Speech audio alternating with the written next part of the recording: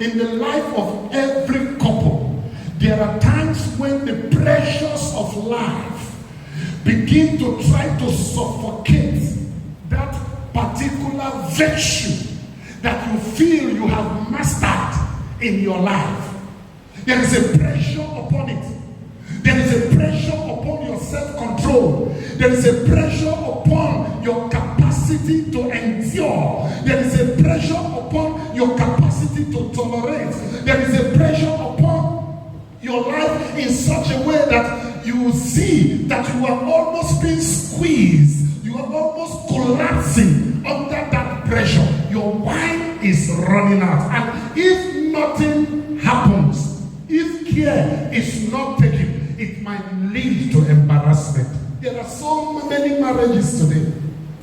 They have suffered pressures. Some of these pressures could be financial pressure. Some of these pressure could be pressure from friends, people that they trusted so much. But those people have added pressure to their lives that is eventually, or that are eventually leading to unfaithfulness, infidelity, because they were not able to handle it.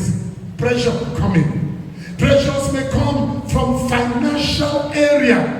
The finances of the family not being able to handle the needs of the family. Pressure. He said their wine ran out.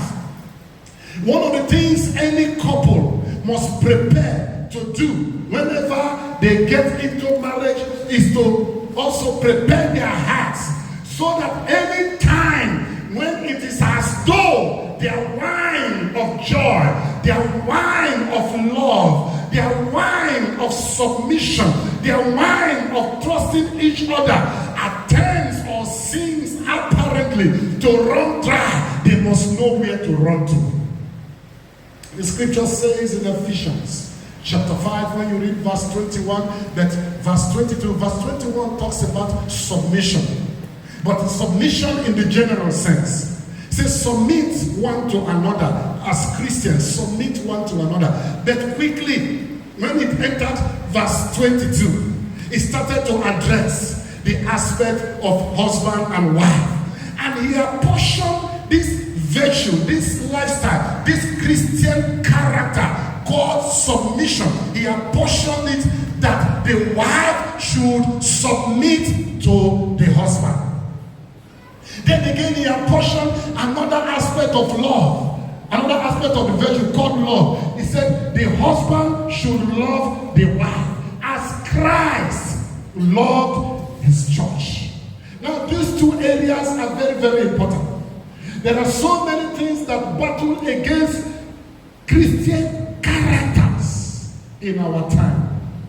And some of them come from the information that we receive in the form of teaching. Listen, any information you release from your mouth to another person, you may not know that directly or indirectly you are schooling that person, or you are re-schooling the person. When words come out of your mouth, they can be powerful, especially when these words are words that really go into the individual who is already subjected, who is already vulnerable to falling into the temptation of such words. Of course, you hear some women say, no, this issue of submission, I cannot do it. I don't see myself submitting to a man. It is not very, very possible. He's a human being, I'm a human being. This is where people understand submission to